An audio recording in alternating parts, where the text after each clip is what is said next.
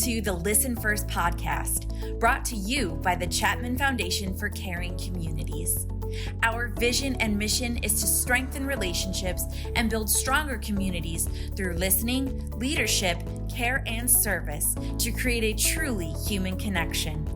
Learn and partner with us as we imagine a society in which people care about each other and listen first.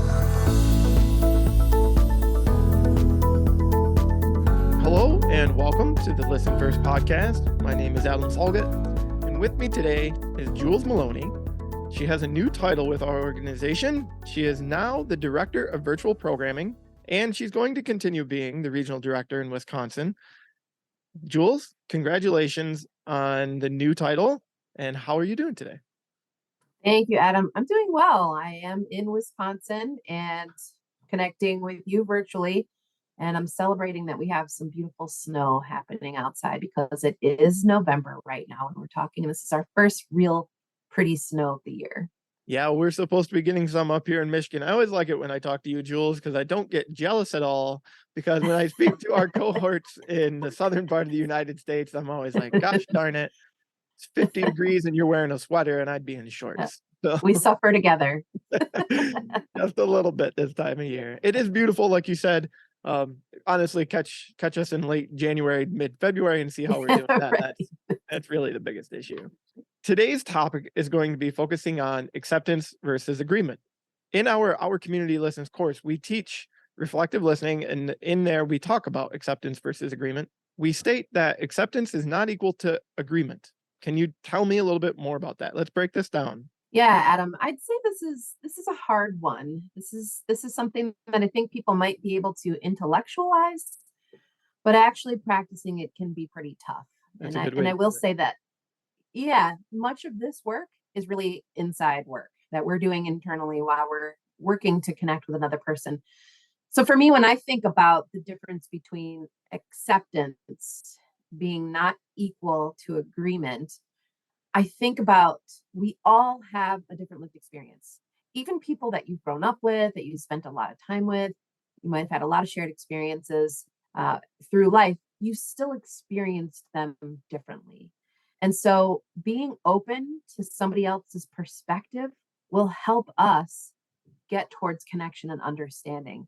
So I think that's the biggest mindset first, that when we want to experience a quality of connection with another person or shared understanding, that doesn't mean we have to agree with their behaviors, their perspective, or their ideology, whatever it might be. But can we accept maybe the choices they made or the path that they walked or the things that led them to the decision that they made? We don't have to like it, but can we understand what might have led them to that place or accept that that's their choice? So it gets a little bit complicated, and I think some examples might be helpful. I think the simplest one for me, I'm one of 4 kids, and we are all very different. We have different politics, we have different lifestyles, we have different ways in which we find engagement in our communities, career paths, so many different things. Mm-hmm. So just a simple example, my sister is 6 years older than me. And I remember hearing her tell stories about something that happened when we were younger. And so many times I'm like, what is she saying? That is not what happened. Right. And it took me a long time to just pause and say, that's her experience of that situation. I was there with her, but I'm a different person. I've had different experiences than her. So they shape how we receive that situation differently.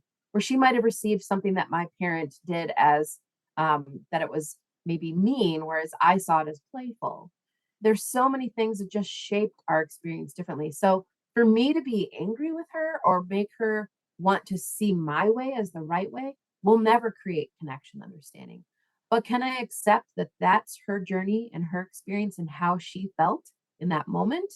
That's what this gets to, is it's not about I need her to agree with my truth of that situation. It's me getting the place of, okay, I'm hearing how she experienced it. It's different than mine. Mm-hmm. Where do we go from here? And being open to whatever happens next. So it sounds like you've definitely done that reflective. And you mentioned in our pre-conversation a little bit about how this is internal work. Yeah. The idea of like looking at how am I going to perceive and accept this it happens more internally before it really comes out externally, right? We don't always know what's going on for another person. There's an author named Louise Hayes, and she has a lot of interesting motivational books. I have a deck of cards from her. They're called Power Thought cards. And there's one card in particular, and I'm showing it to Adam right now because I have it handy, Yeah. and they're lovely. This is a deck of 64 cards, and every once in a while, I'll choose a card and I'll just read the reflection. This particular one has stuck with me for so long, and it really directly relates to this concept. And on one side of the card, it says, there is no blame. And on the other side of the card, it says, I release the need to blame anyone, including myself. We're all doing the best we can with the understanding, knowledge, and awareness that we have. And when I think about that, it is such a release. It's such a release to when I hear someone talking about their story, their situation, their reaction, I can release my need to blame them or that they should be doing this or should be doing that. And just remember what's happening for them right now is the best that they can do with the skills and the abilities that they have available to them in this moment. In this moment, might I long for them to be more skillful? Yes. Sure. But maybe in this moment, they're doing the best they can. And can I accept that and then be open to exploring more with this person? Let's talk a little bit about why acceptance in that space and releasing that blame. Why is it important if we're trying to build those good reflective listening skills? Well, it reminds me of a phrase that someone taught me a long time ago. And I know I told you about it before. I think I sent it to you in an email. Yep. And I think you enjoyed seeing that. And when the person first told me this, I was like, what is that? And it's taken me a while to get it. And the phrase was, do you want to be right or do you want to be happy? Hmm. And initially I'm like, well, what do you mean? Can I be both? Because I still want to be right. But really what that's getting to is if you go into the mindset of being right, you miss the opportunity for connection. And that's where happiness comes. Really, in any situation, whether it's in a workplace situation, a committed relationship, in your family, for me, it's about connection. It's about understanding each other, having a sense of being heard, being seen, a place of belonging. These are core human needs. And if we can open up to this mindset of connection, we can more easily move past our judgment and wanting to be right. Again, it doesn't mean that you accept someone's behaviors potentially, I was but it going might to, help you. What's that? sorry. I was going to mention that in the idea of what level of acceptance are we talking about in certain situations? And I think I wanted to make that clear simply in the idea that we want to be careful to say you don't have to accept someone's abusive behavior, Yeah, that's a really great point, Adam. whether it's verbal or physical. We need to keep those types of acceptances in mind. Yeah, it's a really good point, Adam. When we talk about acceptance versus agreement, there's always boundaries of safety, right? There's Mhm. always boundaries of respect and integrity and knowing where those boundaries are. And maybe if I give a few examples, it might help illustrate sort of the scale of things.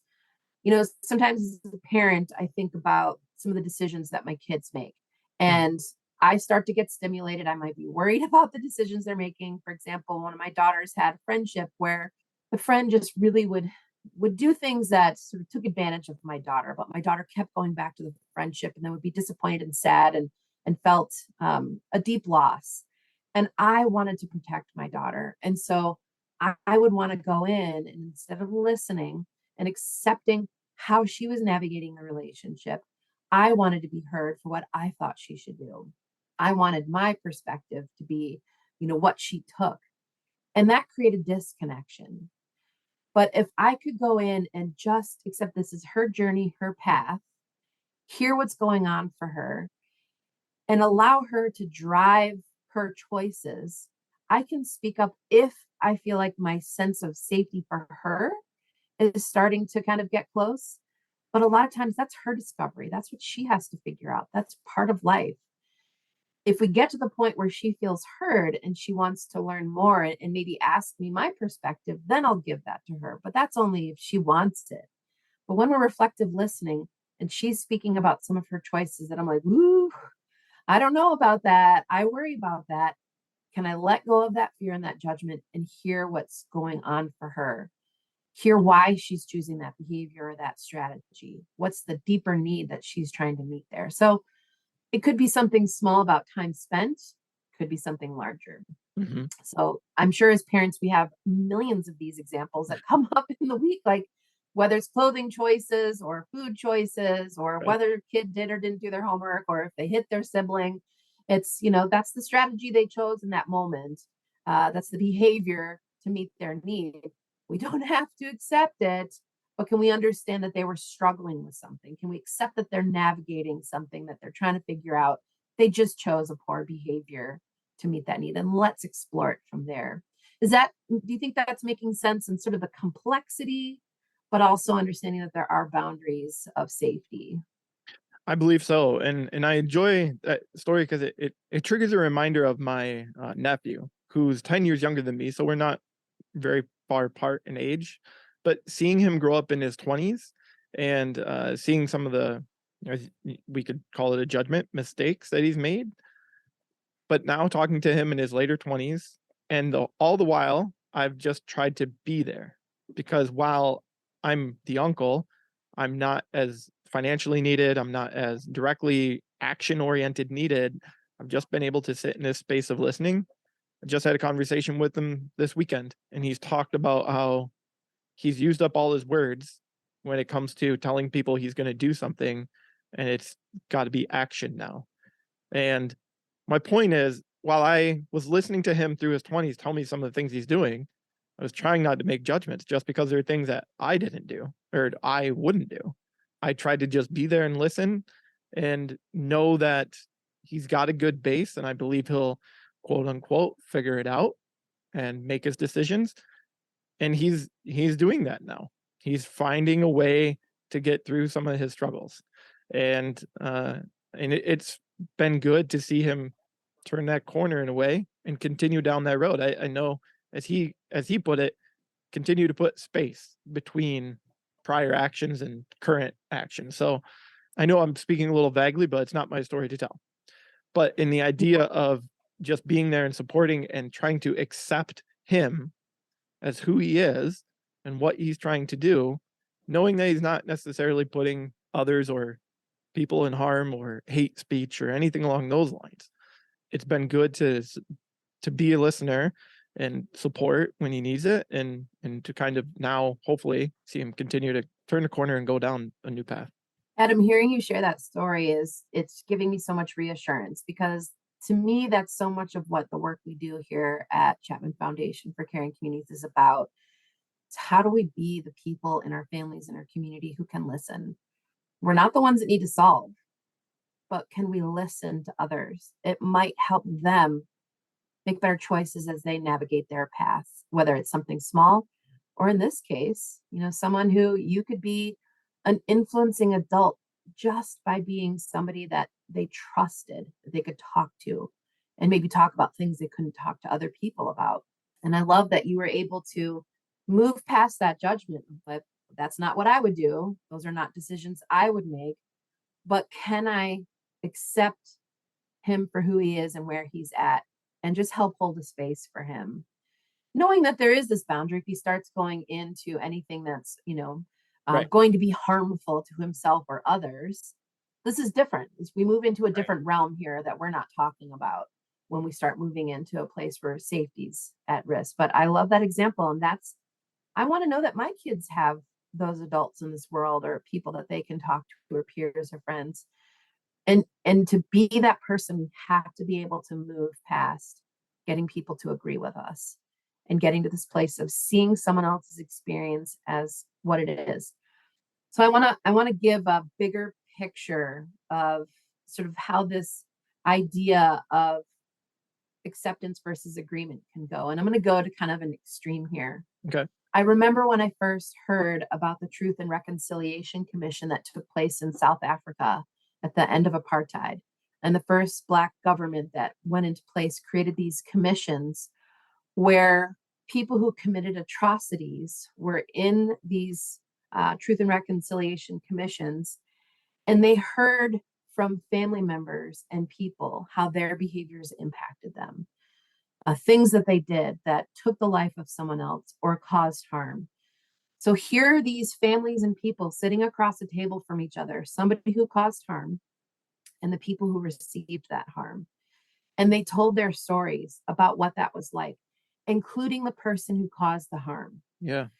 And what happened in those situations, in many of them, not all of them, is instead of seeing each other as demons, they saw them as humans who maybe made horrible choices or people who did something that caused tremendous harm. The goal was forgiveness Mm-hmm. of these commissions, not just punishment. That doesn't mean that people didn't have to pay the consequence of their choices and their behaviors, but it helped people share the story of what happened, how did they get there, and have this humanness.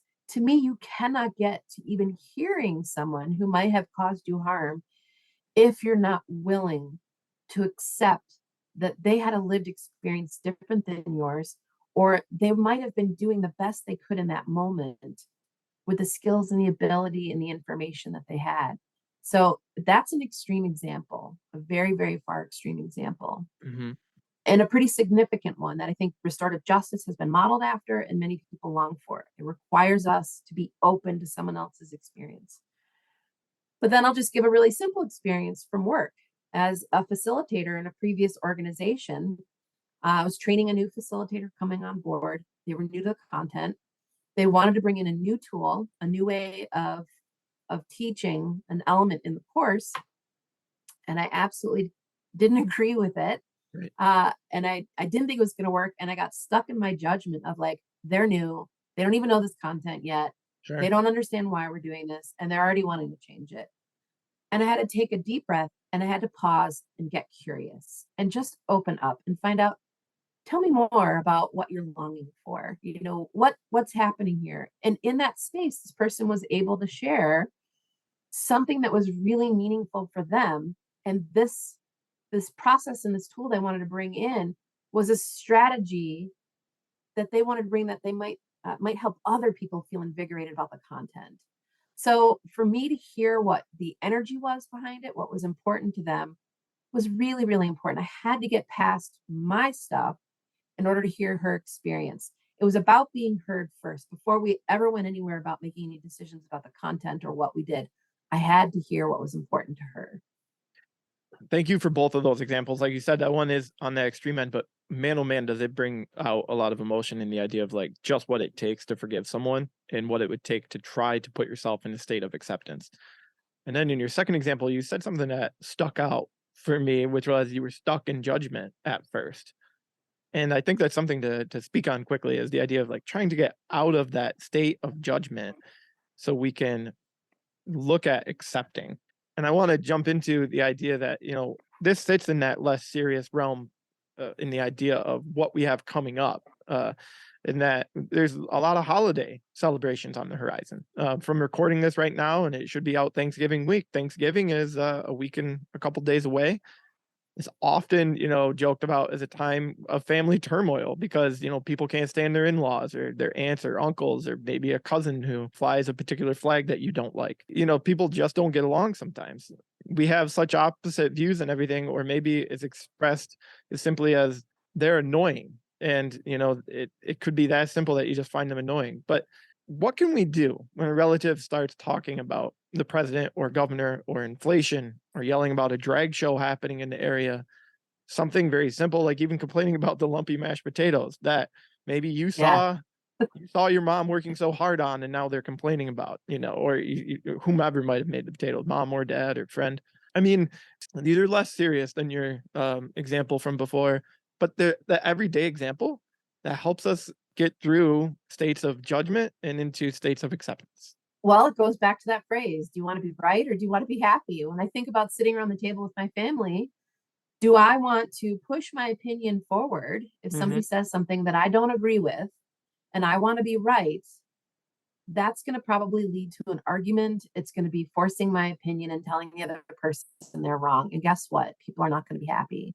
Instead, can I accept that this person has a different perspective, a different way of being, a different lens on life? I don't have to agree with it. They don't have to agree with me.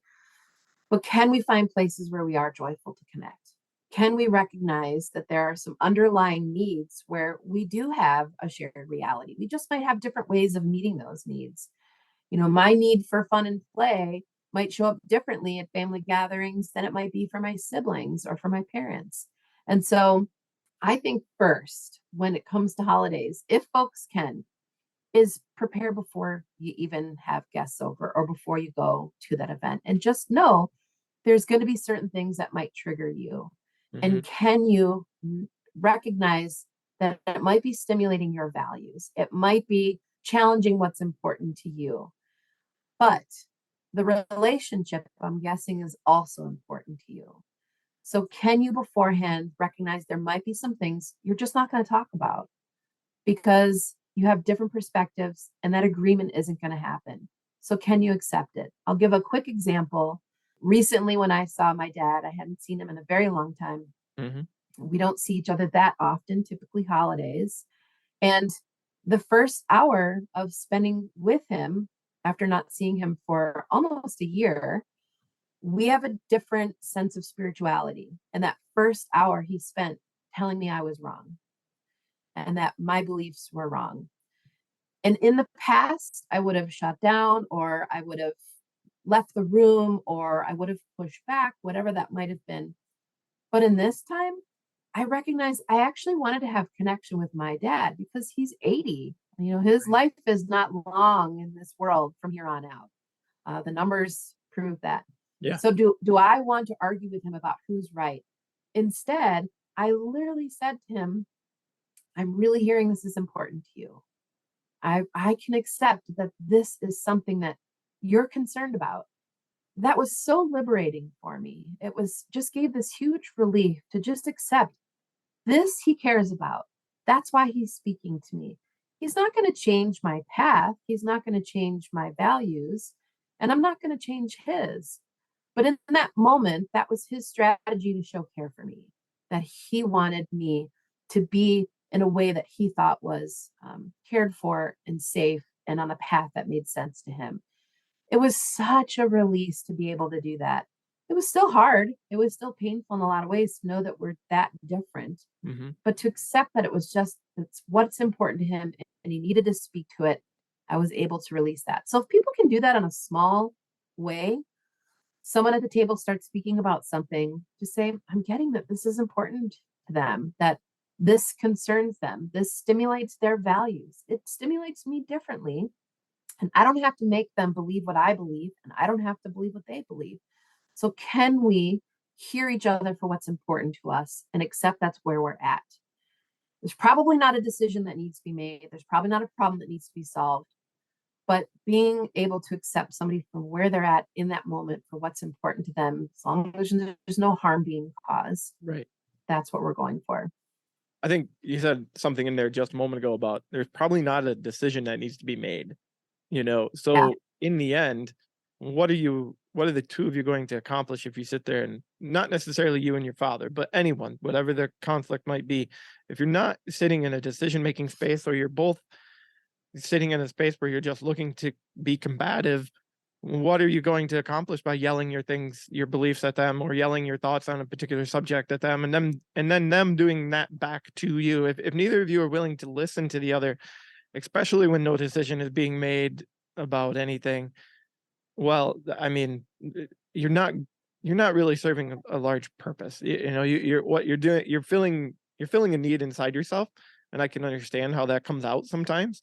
I think even in arguments with my wife, I've sat back and I've said, "Well, why did I do or say it the way I did?" And I know when I reflect at times, I'm like, "Well, that was a need that I felt like I just needed to do it." And when I look back, I say, "Well, had I gone a different route, we could have had a much different conversation. I could have been much more productive. I could have expressed my feelings on a particular subject or an action that was made by her. And it could have gone much differently if I would have taken a little bit of time to calm down and decide the right way as opposed to being combative." I was listening to a podcast recently about a doctor-patient relationship, and the doctor said, they were very different people. And he made a statement. We weren't even talking about acceptance first agreement. We were just talking about their relationship and how, they've come to grow together and know each other and support one another outside of just doctor patient. And he said, you don't have to think the same way to love somebody. And that just really, really triggered like myself and the idea of like, man, that's a really good reminder right now. And probably every day, whether we're heading into holidays or election season or anything that is, and I mentioned this, even if you're football fans and running into things like that, you don't have to think the same way or to love somebody. And I think you like that quote too. I'd like you to reflect on that. Yeah, for sure. What a different world this would be if people kept that mindset on the ready. One example that when I share with my friends that my partner and I, we don't vote the same. Mm-hmm. Many of my friends are shocked. They can't believe it. Like, how can you do that? How can you be in a relationship where you have so many differences? And it's like, well, we have a few differences. We don't have a ton of differences. That one piece doesn't define us. We have to be careful of the us and them that wanting to be right can get us into. When we want people to agree with us, we get into this place where we're risking creating division. And there's so many things that come up for me in that space. If I spend all my time with people who think just like me, I'm not challenged to grow. I'm not challenged to think beyond what I already know from my lived experience. So think about that when you're at the holiday table and someone starts bringing up something that challenges you. It's like, oh, this might be hard to do, but think, oh, what a gift this person's giving me right now. Right. To expand the way I think, because my way is not the only way. Right. Other people think differently. What can I learn from this? How can I be open to seeing people's different perspectives? I don't have to agree with it, but it might expand my understanding of how people have gotten to where they're at. And we have to be careful of these false boxes that are all around us that we want to put people in. And I'll just say, like, things like politics at the dinner table for holidays and families can be tough. Those are us and them boxes. Mm-hmm. Instead, can we find what those underlying needs are? Because if we remember, every behavior is an expression of a need. And if we can go into that space when someone's sharing with us, it's like, oh, this is their way of meeting their need. This is their choice right now. I may not like it, I may not even understand it, but this is their choice. It's different than mine. So I think it's important to really recognize that we can be very different and we can still love each other. We can still value each other. To me, I don't want to be in a homogenous society. I want to try things that are different or that challenge me. I may not like it in the moment. The judgment might come up when I'm caught off guard with something very different.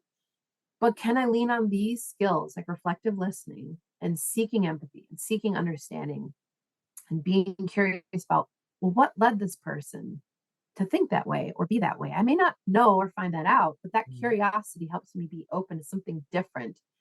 And I can accept that space instead of wanting to make them come my way or allow them to push me into going their way. I'll give you another example. Sometimes being heard is really about just being seen and accepted for our truth. It's not about being right. And I'll give this in the example of committed relationships. I was in a situation last summer where my partner and I had gone on a large trip with a group of friends. We went to the West Coast and we were exploring for several days. And we had split up and we were all going to get together for dinner. And the rest of the group had ended up having a really difficult day. And we didn't understand that. We didn't know that. And when it came time to get together for dinner, the communication through text was very weird. And we started to drive into town to meet them for dinner. And when we got to the restaurant, we discovered that through the lack of communication or confusing communication, they picked a restaurant that didn't have enough room for my partner, Jeff, and I to be at the table with them or in the restaurant at all. And I was dumbfounded. I was shocked. And so we drove back to our Airbnb while they had dinner in a nice restaurant. And the whole way in the car, I was crying and I was yelling. I was like, who does that? Like, Right. who does that? Who breaks an agreement? We were all going to get together. They didn't communicate. I was just shocked by that behavior. And I knew that he was understanding what was happening for those folks, but I didn't care. I just needed to be seen for what was important to me in that moment, that I didn't feel included. I didn't feel like I belonged in the friend group in that moment because I didn't feel like they considered my needs. But they didn't have the capacity. It goes back to this card that I have that says, we're doing the best we can with the understanding, knowledge, and awareness we have in that moment. They had a crappy day. They were hungry. They needed to eat. We were not part of that consideration. But in that moment, Jeff knew he just needed to give me the space to do what I was doing. And he did his best just to hear me. I know he didn't accept a lot of my perspective, and that's okay. He didn't agree with how much I was upset, but he accepted that inclusion and belonging was important to me. And that was very stimulated. So being heard and being seen is about people accepting where we are in that moment and who we are and what's going on, and not telling me like, just get over it. It's not a big deal. They had a bad day. Don't worry about it. It's not about you. I needed to be heard. And he accepted those things, and those needs were stimulated. So think about that too. When you're in a space of needing to be heard, it isn't about pushing to be right. It's just being seen for what's important for you in that moment. And that's what acceptance is. Kudos to Jeff, because as you're telling that story, I'm thinking to myself, if this were me and my wife, I think I'd be saying things like, what about what they've been through? What about this? And what about what they blah, blah, blah. Have you thought of that? And I'm thinking to myself, hearing you say, I just need to be heard. That's my wife. In my running this through my brain and me and her, that's what she needs. And so why do I need to jump all over it? It's such a good reminder, Jules. Thank you. It's about, can you accept that their experience is true for them in that moment? Now, I think if you had Jeff tell you the same story, you might have just been really terrified in that moment. But really he went to silence. When we think of the 5 reflective listening skills, he went to silence because I needed a vent. I needed to just get out what was true for me. So, Jules, as we wrap up the podcast today, as I like to ask, what is today's key takeaway that you want our listeners to think about and to work on going forward?